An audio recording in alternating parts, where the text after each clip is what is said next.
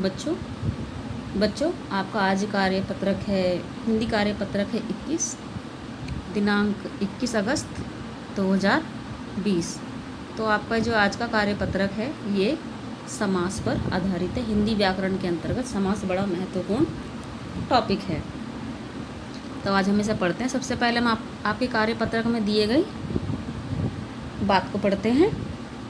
मनुष्य अपनी बातचीत की सुविधा और प्रभाव दिखाने के लिए वर्णों या शब्दों को जोड़कर नए नए शब्द बना लेता है। जोड़कर बनाने या योग करने के कारण ही कुछ ऐसे शब्दों को यौगिक शब्द कहा जाता है। उपसर्ग प्रत्यय संधि समास से ऐसे ही यौगिक शब्द बनते हैं। 2 या 3 शब्दों या पदों को जोड़ने से वह छोटे या संक्षिप्त हो जाते हैं। संक्षिप्त और नए शब्द बनाने की यह प्रक्रिया क्या कहलाती है बच्चों? समास। ये मैं आपको एकदम आम भाषा में समझाऊंगी इसकी परिभाषा, ठीक है। इसको थोड़ा सीधा कर लेते हैं। समास का तात्पर्य छोटा करना या संक्षिप्तीकरण होता है। यानी समास का सब शाब्दिक अर्थ क्या है? छोटा करना या संक्षिप्तीकरण। संक्षिप्त करने के लिए 2 पदों के बीच का विभक्ति या परसर्ग चिन्ह हटा दिया जाता है। समास के नियमों से बने शब्द सामासिक शब्द या समस्त पद कहलाते हैं। और उदाहरण, कैसे उदाहरण समझाया गया आपको? रसोई घर का उदाहरण दिया गया है, ठीक है। अब रसोई घर का अर्थ क्या होता है बच्चों? रसोई के लिए घर, इसे छोटा करने के लिए हमने क्या बना दिया? के लिए हटा दिया, सीधे कर दिया रसोई घर, ठीक है। अंतिम शब्द हुआ जो बनाया गया, मतलब रसोई के लिए घर शब्द को छोटा करने के लिए हमने उसमें से के लिए हटा दिया, तो क्या बन गया? रसोई शब्द। रसोई घर क्या बना? रसोई घर। अब हम क्या करेंगे? इसके समस्त पद देख लिया हमने, ठीक है। तो रसोई के लिए घर, जो आपका ये इसका सामासिक पद क्या है? रसोई घर। संस्कृत के समास में 2 या अधिक पदों का प्रयोग किया जाता है, जिसके कारण उनके वाक्य बड़े और कठिन हो जाते हैं। मुझे स्क्रॉल करना पड़ रहा है ये बार बार। जबकि हिंदी में अधिकतर 2 पदों का समास होता है, ठीक है बच्चों। पहले पद को प्रथम पद या पूर्व पद कहते हैं और अंतिम पद को उत्तर पद या उत्तर पद कहा जाता है। पदों में समास के साथ साथ कभी कभी उनके वर्णों में संधि भी होती है। समस्त पद के विभिन्न पदों को उसके विभक्ति के साथ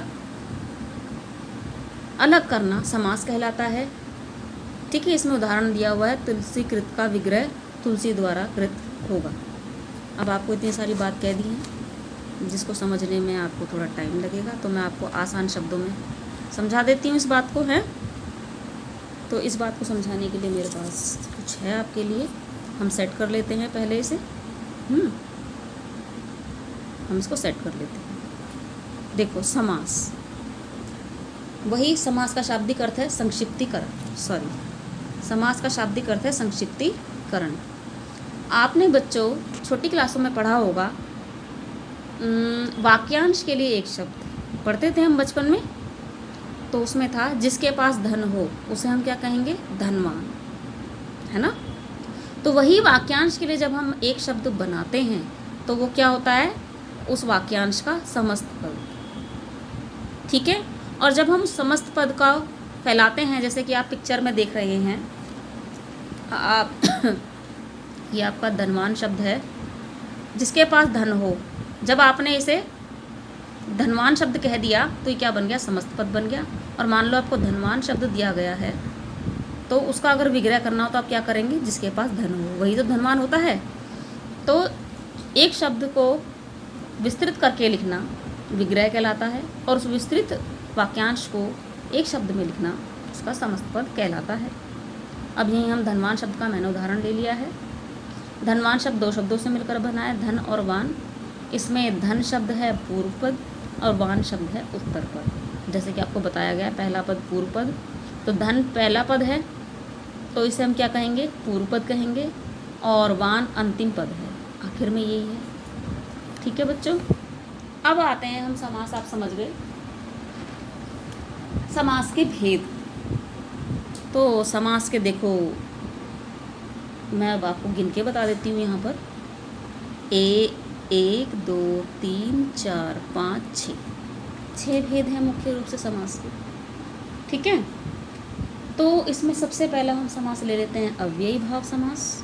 जैसे इसमें दिया गया है, इस समास में सबसे पहला पद या पूर्व पद, पहले को पूर्व भी कहते हैं ना, प्रधान होता है। तो पहली बात क्या है इसमें, ये यहाँ पे हम देख लेते हैं। अगर अव्ययी भाव समास आपको छांटना है तो उसमें ये देखना पड़ेगा, आपको पहला पद प्रधान होना चाहिए, ये पहला पद। ठीक है, अब इसमें पहला पद उपसर्ग होता है। इसके 2-3 कंडीशन हैं। ठीक है, कि इसमें पूर्व पद प्रधान होता है, पहला या पूरा पद अव्यय होता है। ठीक है, जो पहला पद होता है जिसे पूर्व कहते हैं हम, ये अव्यय होता है, और उपसर्ग होता है। उपसर्ग भी आपको पता है, वो शब्दांश जो शब्दों के आगे लगते हैं। तो जिन शब्दों का कोई अर्थ ना हो और वो किसी के आगे लगें, उन्हें हम अव्यय भी कहते हैं। ठीक है, तो आपके उपसर्ग या अव्यय एक ही बात है, क्योंकि उपसर्ग का भी अपने आप में कोई अर्थ नहीं होता। तो ये शब्द अगर किसी के आगे लगा हो, आप उपसर्ग देख लीजिए, किसी शब्द के आगे उपसर्ग लगा है तो वो अव्ययी भाव समास होगा। ठीक है, उपसर्ग हो। तो अब हम इसके उदाहरण देख लेते हैं।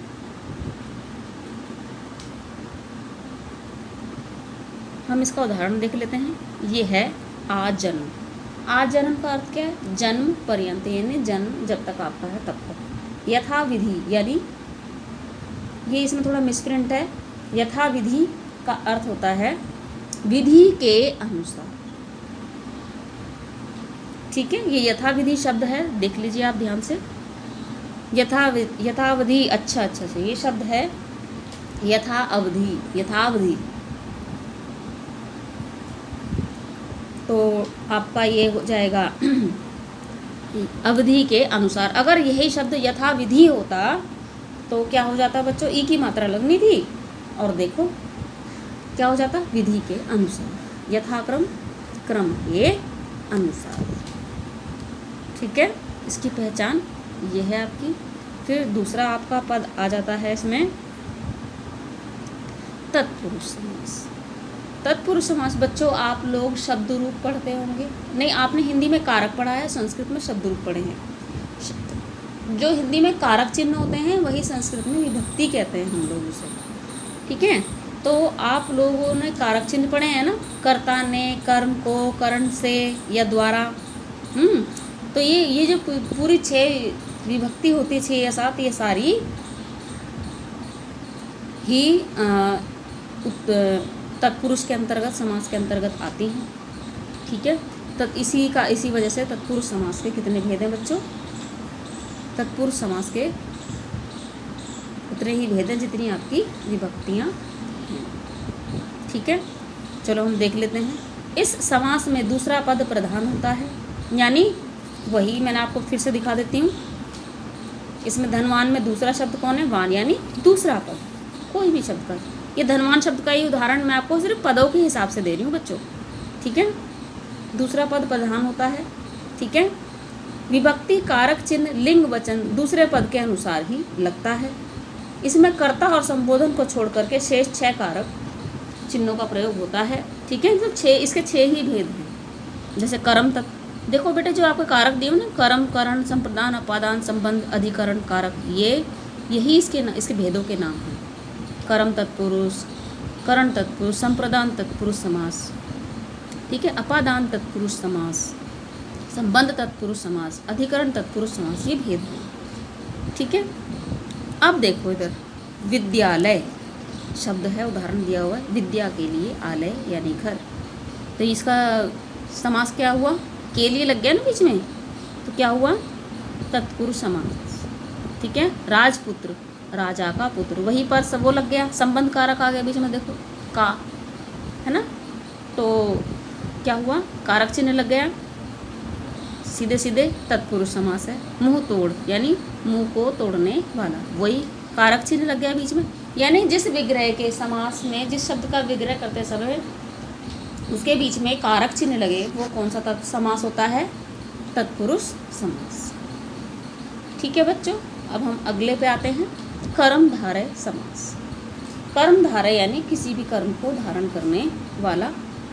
इसमें दोनों पद जो होते हैं, पूर्व पद और उत्तर पद, दो ही पद होते हैं बच्चों, दोनों ही स्पेशल होते हैं, दोनों ही मुख्य होते हैं। ठीक है, इस समास में पहला पद विशेषण तथा दूसरा पद विशेष्य होता है। देखो बच्चों, जैसे आपने अव्ययी भाव समास में उपसर्ग या अव्यय देखा, सबसे पहला पद अव्यय या उपसर्ग होना चाहिए। तत्पुरुष समास में विभक्ति या कारक चिन्ह होना चाहिए। इसी तरह से इसमें पहला पद क्या होता है, विशेषण, यह विशेषण से रिलेटेड होता है। ठीक है, अच्छा, तो बच्चों इसके उदाहरण ये दे दिए। देखो, पहला पद विशेषण होता है, दूसरा पद विशेष्य, यानी इसकी स्पेशलिटी को बताने वाला होता है। ठीक है, वही उपमेय उपमान का भी प्रयोग, वही रूपक अलंकार का भी इसमें, सॉरी, उपमेय उपमा अलंकार का भी प्रयोग होता है। आप इसे विशेषण से भी जोड़ सकते हैं और उपमा अलंकार से भी जोड़ सकते हैं। ये रूपक अलंकार है बच्चों, ध्यान से पढ़ो। ठीक है, ये रूपक अलंकार भी इसमें होता है, रूपक और उपमा अलंकार भी इसमें होते हैं। ठीक है, उदाहरण है नीलकमल, नीला जो कमल, नीला है जो कमल, उसे नील कमल कहेंगे। चंद्रमुख, चंद्रमा के समान मुख। देखो, उपमा भी आ गया, रूपक भी आ गया, दोनों अलंकार अगर जहाँ पर रूपक और उपमा अलंकार हो, चाहे वहाँ कर्मधारय समास होता है, या विशेषण शब्द हो, वहाँ भी कर्मधारय समास होता है। चौथा है द्विगु समास। द्विगु समास में अक्सर पहला पद, यानी जो हमने देखा धनवान में पहला पद धन था, मतलब ऐसे ये फर्स्ट जो पहला पद होता है वो संख्यावाचक होता है, कभी कभी दूसरा भी हो जाता है। ठीक है, तो अब इसमें देखो, वही चौराहा, चार राहों का समूह, और इसकी विशेषता में कोई मतलब कुछ ऐसा है नहीं कि कुछ अलग से कहा जाए, बस सिंपल अर्थ होता है इसका। नवग्रह, नौ ग्रहों का समूह। दोपहर, दोपहरों का समाहारा, यानी समूह, समाहारा भी लिख देते हैं और समूह भी लिख देते हैं। हम चौराहों को चार राहों का समाहारा भी कह सकते हैं, समूह भी कह सकते हैं, क्योंकि हम हिंदी में समूह शब्द इस्तेमाल करते हैं, इसलिए हम समूह ही कहेंगे। अब हम इधर आ जाते हैं, चौथा हमारा हो गया। पांचवा है द्वंद्व समास। इसमें दोनों पद प्रधान होते हैं। ठीक है, दोनों पद अधिकतर एक दूसरे के विलोम होते हैं। द्वंद्व समास एक दूसरे के दोनों ही पद प्रधान होते हैं, पहला पद भी और उत्तर पद, पूर्व पद भी और उत्तर पद भी, और दोनों ही अक्सर एक दूसरे के विरोधी होते हैं, लेकिन ये ज़रूरी नहीं है कि हमेशा वो विरोधी ही हों, अक्सर विरोधी होते हैं। ठीक है, अब मैं आपको दिखा देती हूँ इसके उदाहरण द्वंद्व समास के। सीताराम, राम और सीता। खरा खोटा, खरा या खोटा। अन्न जल, अन्न और जल। छठा आपका समास है बहुव्रीहि समास। बेटा, जिस शब्द से कुछ विशेष बात पता लगे आपको, ठीक है, बड़ा कर देती हूँ उसको आपको देखने के लिए। इस समास में कोई भी पद प्रधान नहीं होता, दोनों पद मिलाकर किसी तीसरे पद या अन्य पद को बनाते हैं। जैसे एक बात बताऊँगा आपको, हम दो लोग बात कर रहे हैं, ठीक है, हम दो लोग लेकिन किसी तीसरे व्यक्ति की बात कर रहे हैं। मैं और मान लीजिए आप बात कर रहे हैं, लेकिन बात हम किसी तीसरे की कर रहे हैं। इसमें ऐसा होता है कि दो जो पद होते हैं, पूर्व पद और उत्तर पद, दोनों ही प्रधान नहीं होते, लेकिन उनको मिलकर के जो नया शब्द बनता है वो किसी तीसरे की तरफ इशारा कर रहा होता है। ठीक है, जैसे कि देखो, दशानन। अब इसमें आनन और दशानन शब्द दश धन आनंद शब्द से मिलकर बना है, लेकिन दशानन शब्द हम सिर्फ रावण के लिए इस्तेमाल करते हैं। दश है आनन अर्थात मुख जिसके, अर्थात रावण। 10 मुख रावण के थे पूरी दुनिया में, इसलिए हम दशानन शब्द सिर्फ रावण के लिए ही प्रयोग करते हैं, चूँकि इसलिए यह बहुव्रीहि समास है। नीलकंठ, नीला है कंठ जिसका, पूरे विश्व में किसका नीलाकंठ है? एकमात्र शिव भगवान का। उनके लिए ही हम नीलकंठ यूज करते हैं, इसलिए यहाँ पर कौन सा समास है? बहुव्रीहि समास। उम्मीद करती हूँ आपको समझ में आ गए होंगे। तो अब हम इनके सॉल्व करते हैं। ये निम्नलिखित समस्त पदों का समास विग्रह करके समास का नाम लिखिए। माता पिता, पता है आपको, अपोजिट है दोनों, माता और पिता। द्वंद्व समास, आशुतोष, ये बेटा ये आशु और तोष शब्द से मिलकर बना है। संतोष शब्द से लिया गया है। आशु यानी जल्दी, शीघ्र, वह जो जल्दी से संतुष्ट हो जाए। जल्दी से संतुष्ट होने वाला अर्थात कौन है? शिव। शिव भगवान के लिए ऐसा कहा जाता है कि वो आसानी से संतुष्ट हो जाते हैं, क्योंकि वो योगी हैं, महायोगी हैं, इसलिए वह छोटी मोटी चीज़ों से या भक्ति के भाव से ही संतुष्ट हो जाते हैं। इसलिए शिव भगवान के लिए आशुतोष शब्द प्रयोग होता है। तो इसका विग्रह होगा शीघ्र ही संतुष्ट होने वाला अर्थात शिव। बहुव्रीहि समास है। दाल रोटी, दाल और रोटी द्वंद्व समास है। राजा, राजपुत्र, राजा का पुत्र, आपको पता है। तत्पुरुष समास है। पंचतत्व, पंच तत्वों का समूह या समाहारा द्विगु समास है। लंबोदर, लंबा है उधर जिसका, किसका लंबा उधर है बच्चों? गणेश, अर्थात गणेश। लंबा है उधर जिसका अर्थात गणेश। कौन सा समास है बच्चों? ये तुम्हारा समास है बहुव्रीहि समास। भर पेट, पेट भरने तक,